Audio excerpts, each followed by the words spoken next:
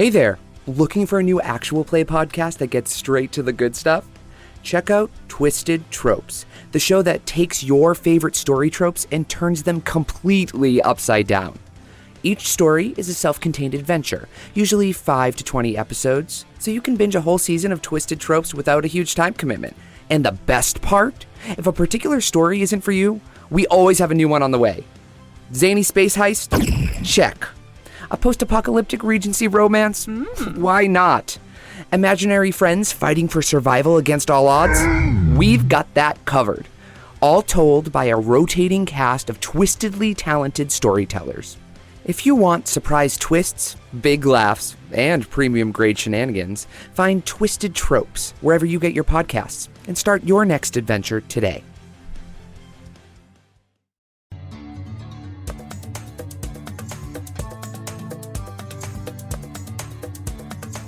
Welcome to the Game Masters Book Club, where great fiction becomes your next great tabletop role-playing experience. Saga is a graphic novel series by Brian K. Vaughn with art by Fiona Staples.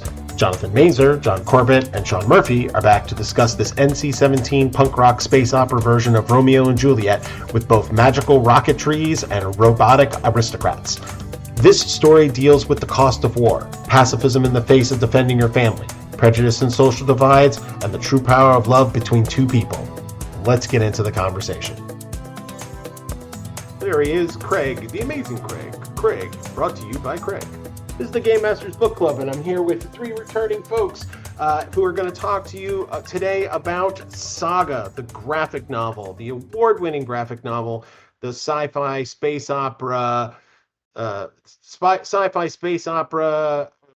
punk rock, not safe for work, amazing graphic novel. So today we're going to have our Game Masters talk not only about the novel itself and about the things that are happening, but since the romance between Marco and Alana is the primary driving force behind most of the action that's happening, we're going to talk also about romance in our games. So with that, I'm going to pass it over to Sean. Sean, do you want to introduce yourself to the folks and tell them about how you handle romance in your tabletop RPGs? Yeah, sounds great. So I've been game mastering now in various forms off and on since the 70s, a brief break, and then back into it again. Wide variety of gaming types for a period of time. When I came back again, I was just excited to try all the different types out there. How I feel about romance in the game is really based on how the players feel about it. If the players are engaged and, it's not interfering with the scope of things, that's great. And I had a game where two players, over the course of time, the other players realized there was probably a romance going on, but it was happening off camera from the game. The only real clues were whenever there was a battle, they were both curious, frantic almost at times of where the other one was, and would forsake defending the other companions in favor of the other person that they were in with. I will say that most of my romance games tend to be, we're thinking about being romance, we're trying it out, but that just may be a product of playing most of my games in a somewhat puritanical New England. That is true. New England, home of progressives and puritanical feelings about sex. Absolutely. So checking in with you, Jonathan, you want to introduce yourself to the folks and tell them about romance in your games. I was actually pondering as you were talking. I want to say I have always considered myself more of a player than a game master, but I guess I have been somewhat consistently running things since college, so on and off 30-ish years. There's, in the various groups I've had, there's rotation, so sometimes somebody else is doing it, but I ran a pulp game in college. I ran a sort of a seasonal superhero game for about 6 or 7 years since I've been in Virginia. In terms of romance in the game, well, I think what Sean said makes a lot of sense. It obviously depends a great deal on the players. I was actually pondering the first time sort of it came up, and I want to say it was during the groups I was playing a superhero game with sort of immediately post-college, so again, roughly 30 years ago. And it was two different players, and she's like, all right, I'll do this, but we have to be serious about it. And I'm like, all right, however you guys want to handle it. But I think that was really the only instance that I can recall where it was two different players and two different player characters. Most of the romance that I've had in my games have involved player and an NPC. That we even had one character got married. So again, if everybody's on the same page, it can usually be done, and I think it can add dimensions to the storytelling. John, do you want to, John Corbett, do you want to give it a roll and tell people about yourself and tell them about romance in your campaigns? All right. I am a artist and game master. I've been at it for about the last 45 years or so. Majority of my games have been Dungeons and Dragons, maybe 75%, and the other 25 has been exploring other systems. I think that when it comes to romance in the game, I think it's important to consider, like Jonathan was saying, the people that you're with. If it's a group that you've been playing with, people you know, then I think romance is a lot more easy to slot into your game if that's a thing that interests you. If, however, you're getting together with strangers, which I know is a lot more common nowadays, people are going online, people are meeting up at local gaming stores, people are being paid to DM. If it's a situation like that, I would probably set up in my session 0 that unless people specifically ask for it, that it's not on the table, because you could get into weird situations. I wouldn't introduce it as the DM to the players or between players and NPCs, and I wouldn't necessarily suggest that players do it because I think it's an unknown variable. If it's a group of people that you know or you've established in advance that they are into it, I think it's a fine component for the game. I've had players do it just to check off their bucket list. This is back in the college days, of course. And then I've had players. I was a player once where another player was playing a female character for the first time, and they were kind of exploring what that was like, and they got romantic towards my character and just went for it. So yeah, I think it can be a good addition. I agree. With what everybody said so far, it is important to be sure that we're approaching our players where they want to be, and it's not the sort of thing you want to spring on people. And I'm Eric Jackson, and I'm the guy who's running the podcast.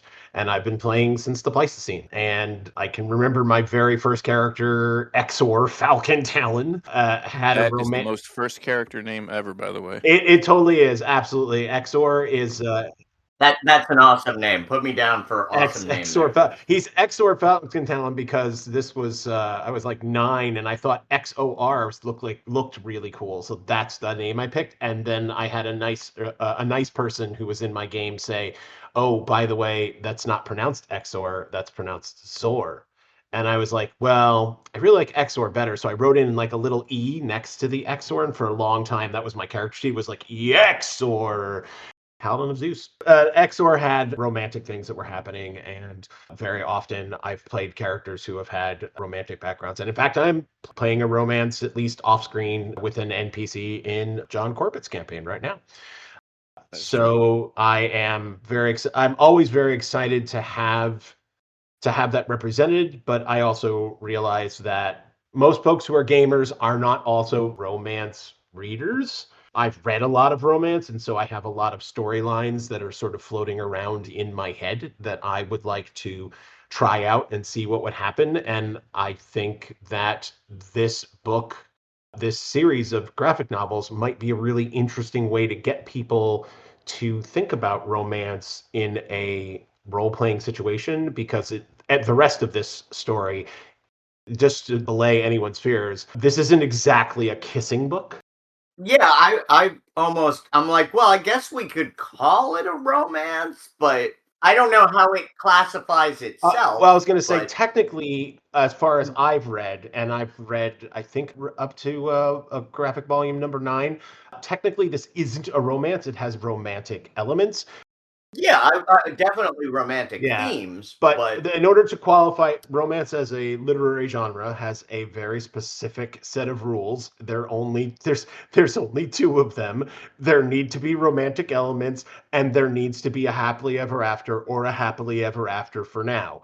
And my impression from the way that the storyline is going, at least up through book 9, is that the romance is not going to be very successful. In fact, there's some hints right at the beginning that Hazel, who is our narrator in the book, that things are not going to go well for these folks. well, they're not going to go well for the relationship, or they're not going to go like because there are, no spoilers here, but there are people immediately trying to kill them. Yes, that's So on page that's on page 2. So yeah, that's really not a yeah, spoiler. so Well, yes, I don't know if they survived, and I know that they've been very cagey about it in the series so far. sure. So in that regard, I don't know that this is a happily ever after, so I can't call it a romance. Because I will say, if you are going to have a romance and you're going to tell a romance reader or anybody who reads romance that this is a romance, then you need to. Those are the two rules you have to keep to, or else you will find yourself gutted and left in the streets. Oh, Just to okay. be clear, romance readers are fantastic people, but they are very serious about those 2 points. There you Never go. shall you cross those 2 lines, or else peril you shall find. Moving on, let's talk about the book itself. Now that we've played out the romance part of this, let's talk about the rest of the book. Saga is a graphic novel, which is a space opera, wartime punk rock Romeo and Juliet. The Capulets have wings. This is where the Capulets have wings and the Montagues have horns. And the double suicide isn't an option because the winged Alana and the horned Marco have a child named Hazel. So they're on the run from the very beginning through a universe of myriad species and the various hatred and discrimination that so often follows in those diverse settings. The heroes are able to see past the race, gender, sexuality, and even corporeality of the people who they associate with, while the villains shamelessly exploit these divisions. The art is amazing, the story is compelling, and the resulting synergy of those two is phenomenal. And as I mentioned at the beginning, although this is a story about family, found family, and how families deal with war, this is an NC-17 rating. So if you're listening and thinking, boy, this sounds like a great book I should give to my kids, please read the books first and make your choices appropriately. With that out of the way, gentlemen, do you have other stuff to add?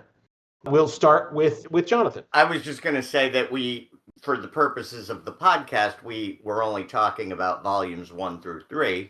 Absolutely correct. Which I guess would be like 1 through 18 or something like that. I believe it goes to chapter 18 is the last one in book 3. I did make you guys read through 3 for a very specific reason. There is a quote in chapter 17 that is done by our romance author who is in the story, and it's about children's stories. One of my absolute favorite quotes of all time, and I'm going to subject you to it right now. All good children's stories are the same. Young creature breaks the rules, has an incredible adventure, and then returns home with the knowledge that aforementioned rules are there for a reason.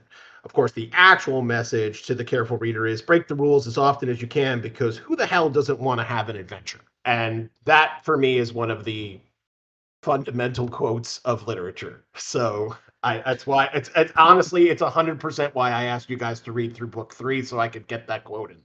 On Corbett, are there any themes or things that I missed that you want to bring up? Well, I would add that although it is a space opera, it does have elements of magic. Not that those aren't in a good space opera, but not all space opera has it. And the magic in this is a lot of fun. It's not omnipresent or overbearing. It's just a tool that gets introduced periodically. So I like that. It's very Star Wars in its use of the magic in that regard. Sean, did you want to add anything about the story before we move to mechanics? Yeah, no, it's funny. I never have thought of this. I've read like you up to 9. I have the other ones. I just haven't got to them yet. I've never thought of this as a romance series. I mean, there's a romance that's going on, but I think it's about not found family, but family. Like they are a family. The core characters are literally a family. You cannot get more Yes, that's true. family than parents and a kid, and then the grandparents are involved, and a lot of the other characters are coming in. Ex-fiance is ex-family or pre-family or whatever you want to talk about. So it's I'm happy to talk about romance and such, but I don't think of it as a romance. And other than these two characters are clearly in love, but they don't.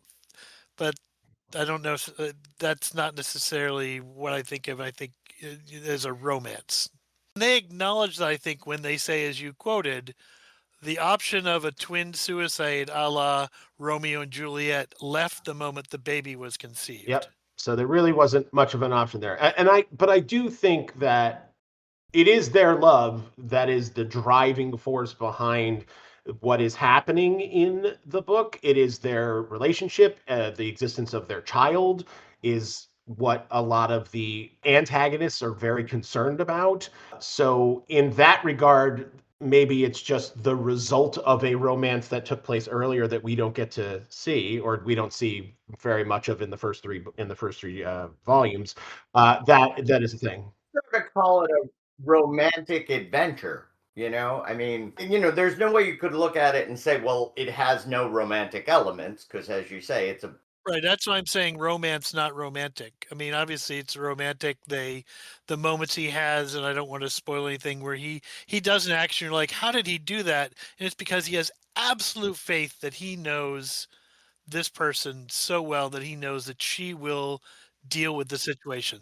That's a romantic, not Okay. romance. I think that's a good choice. I mean, all right, I see Yeah, the point you're making. fantastic.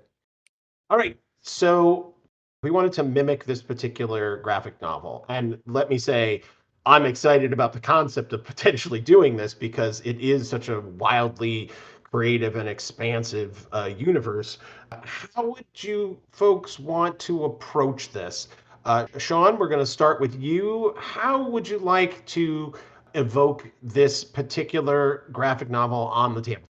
So I think I originally was looking at Fantasy Flight Star Wars, and the attraction for that to me was, as we've talked about, it's a Star Wars type thing. But Fantasy Flight also has this mechanic of some success, partial success, super success based on dice roll. And that does feel consistent. Like they have some big wins, but they also have some little wins and some little losses, and some big losses. So there's an element to that. But I found myself going to D&D Spelljammer, and it's not necessarily the best for interpersonal relationships.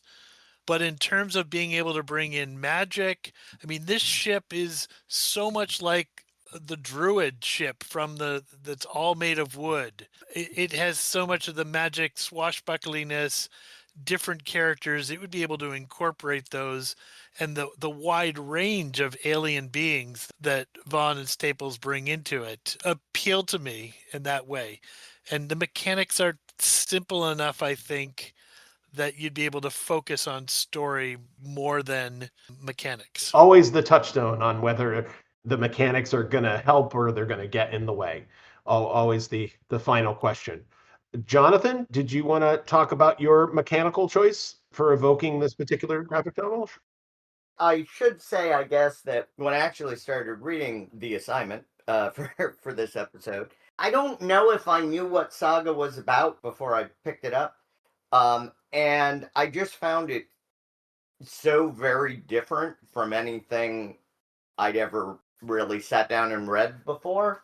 I mean, sure, it's possible to draw parallels to other things, but I was struck by just how many different varied elements were included in the story.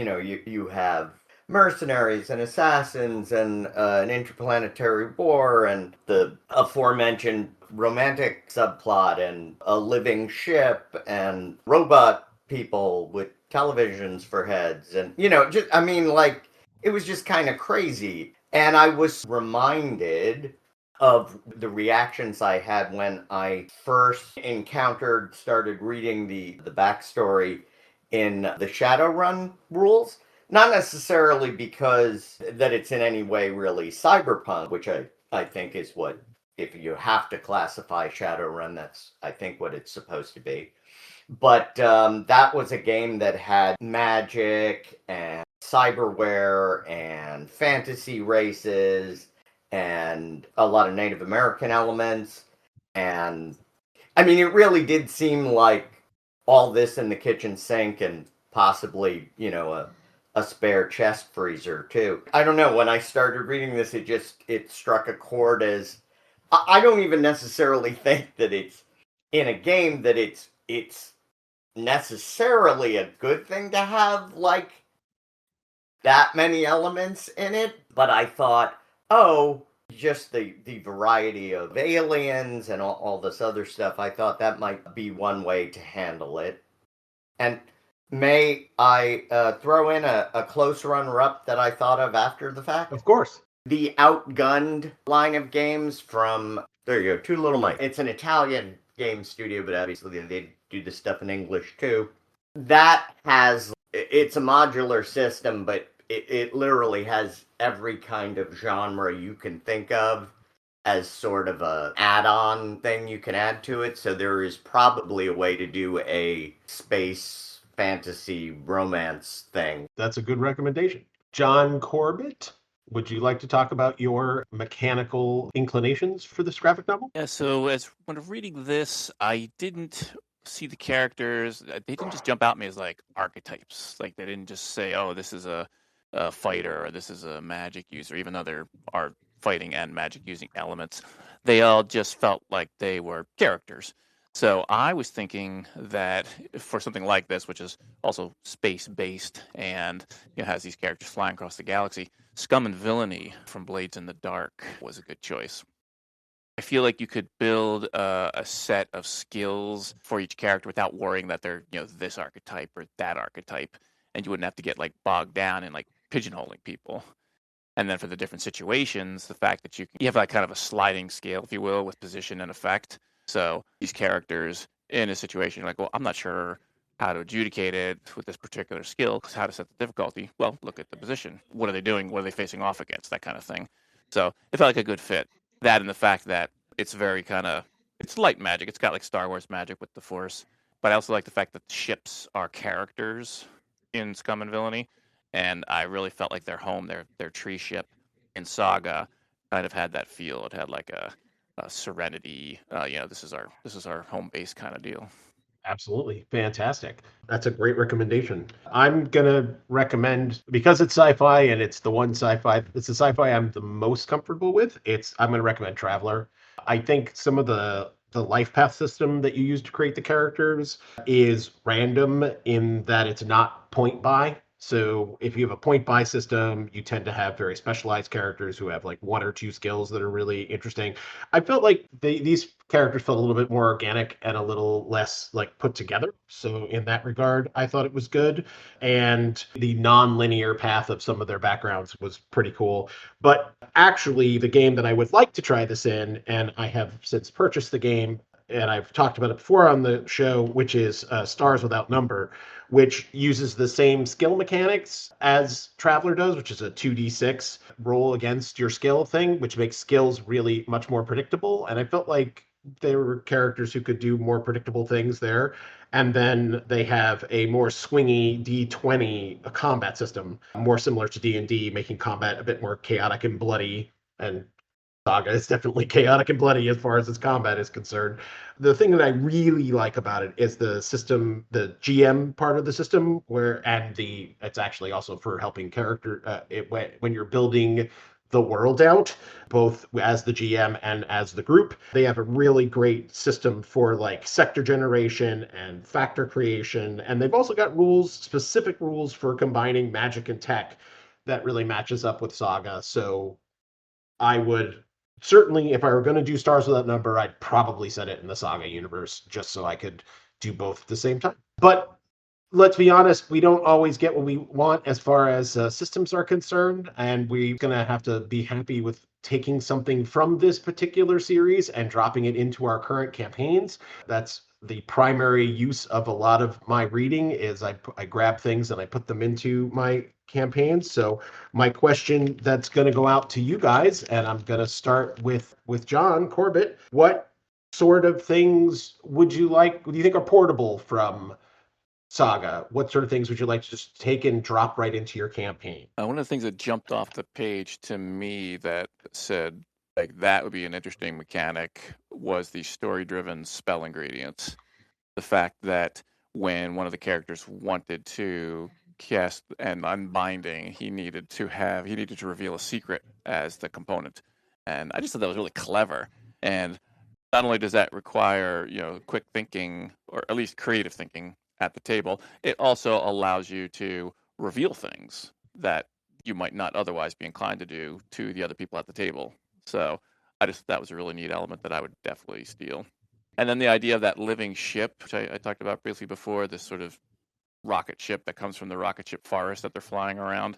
It's kind of alive and kind of provides for them. And I don't know, I just thought that was kind of it reminded me actually a little bit of Farscape, if you've seen that. They were aboard a living ship as well. Allows for extra story vectors. It's like, oh, why is this thing happening? Or why is the ship doing this weird thing? You can come up with reasons or motivations that would actually apply to a living creature. Thought about the Farscape interaction. That's fantastic. And that is a great show. So yeah, definitely. I was actually going to use that as my media. But that's I'm sorry. No, that's all right. We'll get it in there. I only thought of it after the fact. I was like, you know what? What would probably work, but it's good. It's fine. I can speak to it or not as you so choose. Sean, do you want to jump in and talk about your portables? So there are really two that I thought were interesting. One was that the PCs, and you have to set this up as part of session 0. They have a clear mission, which is to get safe with their baby, and they care about each other. And it's pre-baked in it. And you don't necessarily have to make that a romance per se, although it works in this case. But if your players aren't comfortable with that, you could simply say you have a long-standing bond. You're like your second grade friend who you've always been friends with.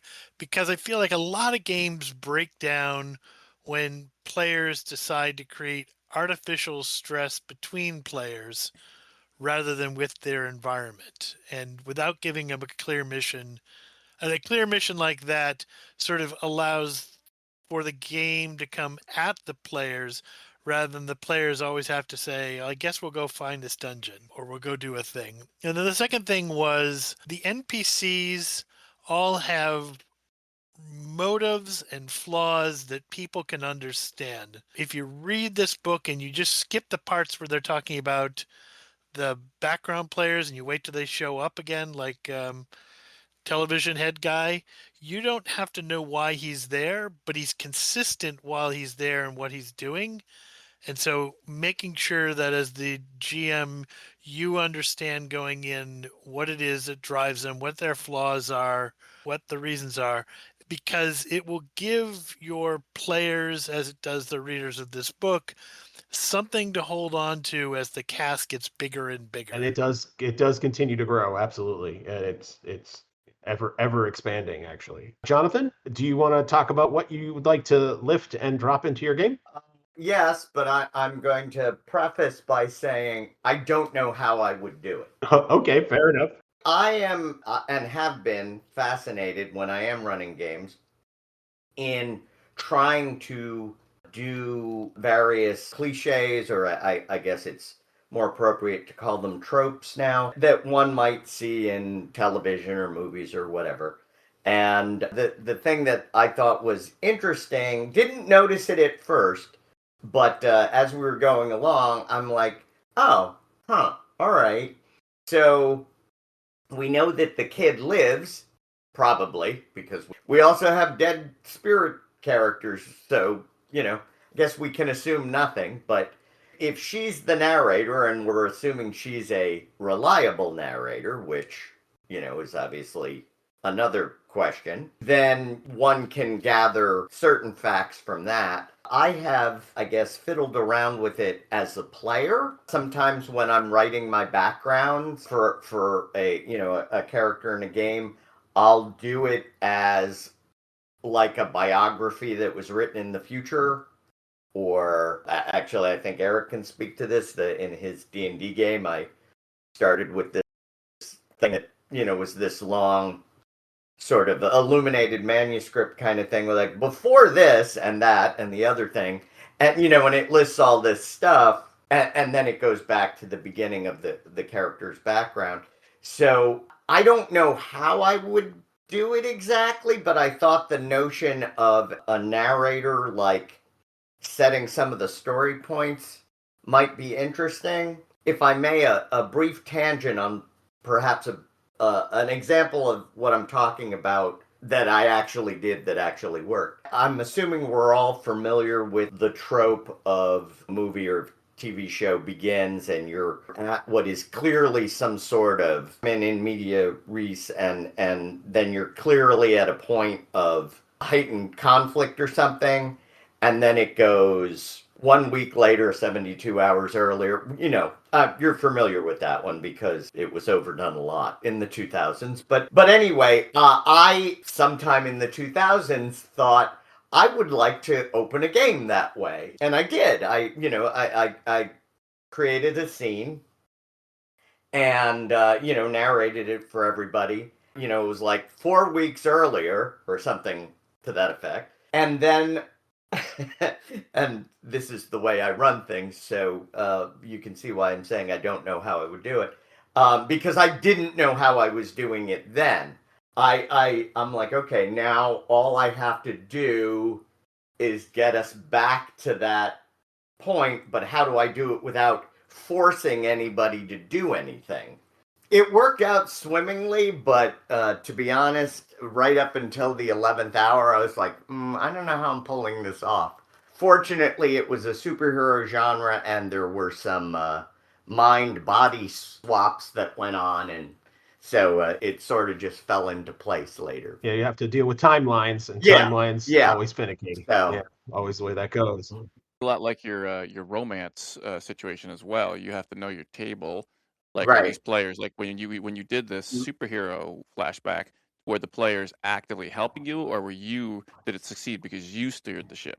It was a little bit from column A, and like I think if I put a hand on it, it was simply in determining which characters switched with which. Yeah, it worked out actually pretty nicely, but Jonathan mentioned that there are characters in this that are ghosts.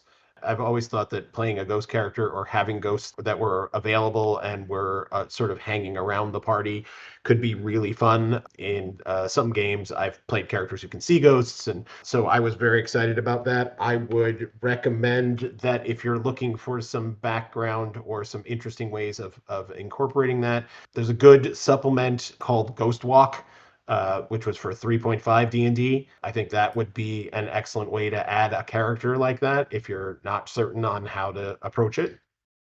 There's definitely a lot of really interesting things in a way, and talked a lot about like ways you have to deal with the fact that you're non-corporeal, and how do you deal with it, and what are some special, what are the exceptions, and what are the rules, and how does it work, and Why aren't you playing Wraith? may I add a thing to that, Eric? Sure. I'm not familiar with the piece you mentioned, but there is also a bizarre indie game that I encountered, I don't know, a while back. It's called Spook Show, and the premise is simply that all of the world's intelligence agencies basically employ ghosts, because for the reasons you would think it would be useful to do that. But since the players are ghosts, it does go into a lot of what you were just saying about, oh yeah, well, I can go through that door, that's great, but how do I pick up how do I open the filing cabinet or whatever it is that you need to do, for sure. I also like the idea from a game master standpoint. There are a lot of competing groups. Not all of them are antagonists. Some of them are people who eventually get folded into the party. I like the idea of competing parties and parties merging and breaking apart, where, let's be honest, the continual greatest big bad evil creature in the room is our scheduling calendars. It's nice to have that as a possible way of maybe running a little side campaign with some people on the idea that maybe eventually they'll be able to join the regular party, or maybe only be able to join them once a month, whereas the rest of the people are playing 4 times a month.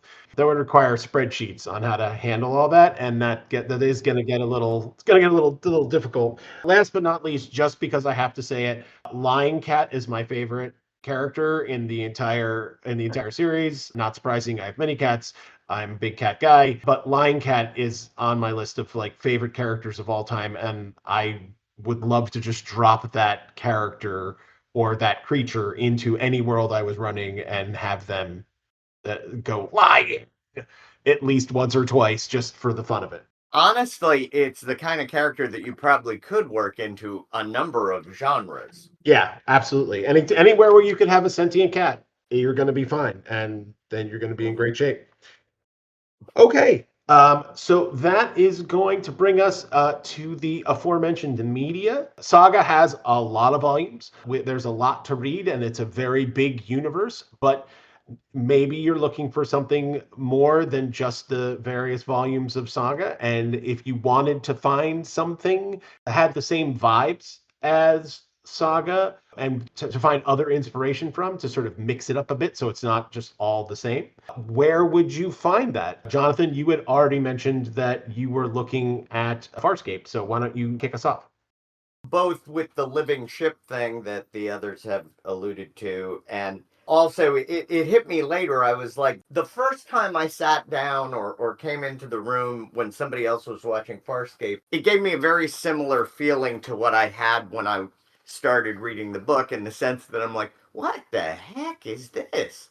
This is crazy. In a good way, in a totally good way. But I had just never seen anything done that way, if that makes any sense. I don't know if it was made in Australia thing, or just the people that were involved, but It's the Muppets, man. That's what set it apart. no spoilers on Farscape, but there are romantic elements in that as well. It's and there are a lot of aliens, and not everything follows the same rules, and you could just as easily maybe replace magic with psychic powers, and actually it's not that bad a comparison, really. I'm sure you can stream it somewhere. And as John Corbett, you were saying something about the Muppets? I was just saying that's, I think, the thing that if you were walking through the room and somebody else was watching it, that sort of would have stopped you in your tracks. That's what stopped me in my tracks. I'm like, okay, they could have been as humanocentric as most of the other sci-fi of the day, but instead they were like, let's make it weird. So, Jonathan, did you have other media that you wanted to recommend? In terms of another mashup of genres, I thought the Hellboy universe, whether it's the comics or the movies or the animated movies or whatever, that often, it's more of an occult thing than it is a sci-fi thing. Throwing various genre elements into the blender and hitting frappe, there was an RPG game and or setting called Torg. Oh, that's going back. Deep cut. Yeah, I have some of the books. I've never played it, never ran it. I think it was Reality Wars or Reality Storms or something. So you had like a pulp era Nile Empire, like a cyberpunk, I don't know if it was the Romans or the Aztecs or what, So like they just sort of, kept crossing a whole bunch of elements.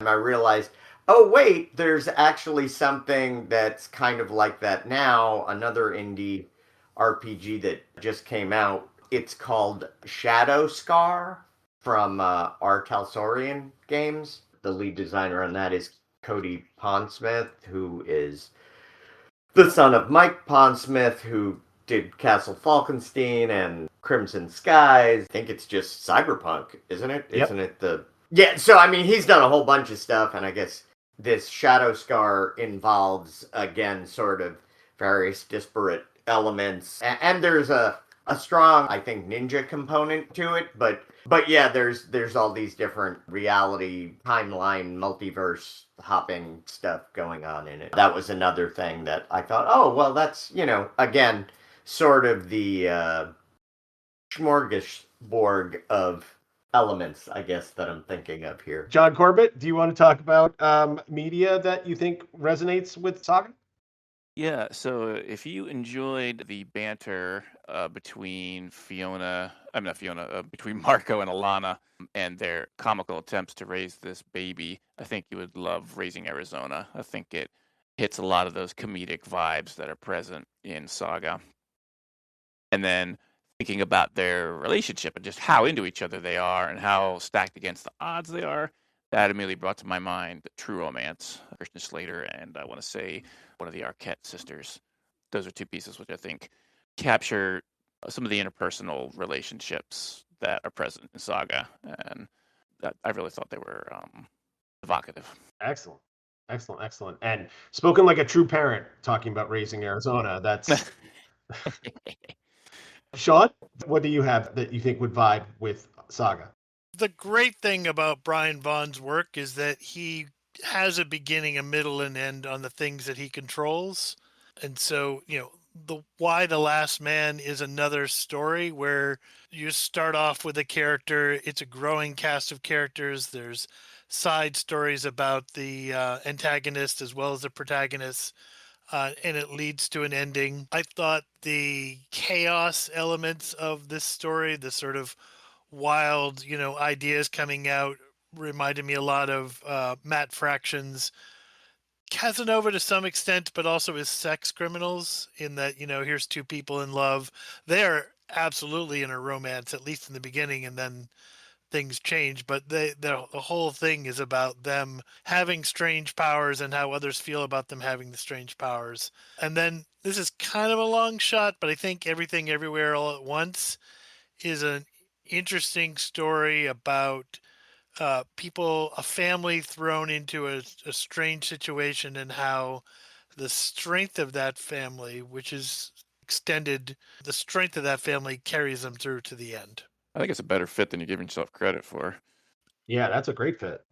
Yeah, I was gonna say that was one of the ones that I saw, and I was like, "Damn it! I should have thought of that one." Well, that's very kind of you all. For endlessly expansive universes that Saga evokes, I would recommend Becky Chambers' A Long Way to a Small Angry Planet. It's a much softer story than Saga, but I do think it has that broad backdrop. It does have a ship family, although that is a found family. It has overcoming prejudice. It has slice of life explanations of alien worlds. So it covers a lot of the same ground. I would also recommend Chaos Station by Jen Burke and Kelly Jensen. The first book in the series is also called Chaos Station, so it's easy to find. This is a military sci-fi male-male romance. It has two wounded veterans, Felix and Xander, who are finding their way back to each other despite a military complex sort of standing in their way. So you've got a lot of that. Larger forces are trying to keep warriors who are in love with each other away from each other. So that, but it also has some of the spiciness. So there's a lot of spiciness happening in Saga. So if you're interested in some more of that, I think you could find that in Jen Burke and Kelly Jensen's Chaos Station. And I also have a movie, which seems to be the way that this goes. And that makes sense, perhaps, because to match with Saga, which has all of these really great visual elements and also this great story, it makes sense that we fall into movies. The one that I felt really worked with it was The Fifth Element. Gorgeous visual imagery, great storytelling. Again, we have war, we have soldiers, we have love, we have trauma, we have people coming together. I also recommend the soundtrack. I think it's a really cool soundtrack that goes with it. If you wanted to have something in the background playing at your game, I think that could be really good.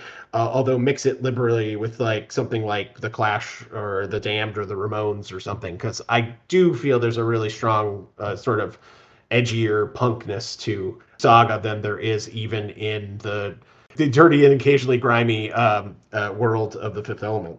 All right, so that brings us to the end of our discussion. So I'm going to toss things back to my game masters here and see if there's anything else they would like to tell you about. I'm going to start with Sean. Sean, I know you had something you wanted to let the people know about that's coming up in October, right? Yeah, so I live in Portland, Maine. There's a new convention called Katahdin Con. Katahdin is the tallest mountain in Maine. It's October 23rd through the 25th. I don't know if it's going to be any good or not, but I always want to promote local things when I can. Great. Always good to help out a new con. John Corbett, I know you had something you wanted to talk about as well. Yeah, I just, because you're in it, started DMing again the Sebron game just a couple months ago. And a tool I wanted to promote that I found invaluable was dndspeak.com. Just an incredible resource. The fact that you can go there if you're running a fantasy roleplay game. I don't know if it's any good for a sci-fi or any other type of genre, but for a fantasy roleplay and in specifically D&D, it has just a vast repository of lists. 100 of this, 100 encounters, 100 creatures, 100 treasures, and I just found it a hugely cool and interesting tool. And I think I wanted to just, for people who don't know about it, I want to get the word out. Always nice to have a resource.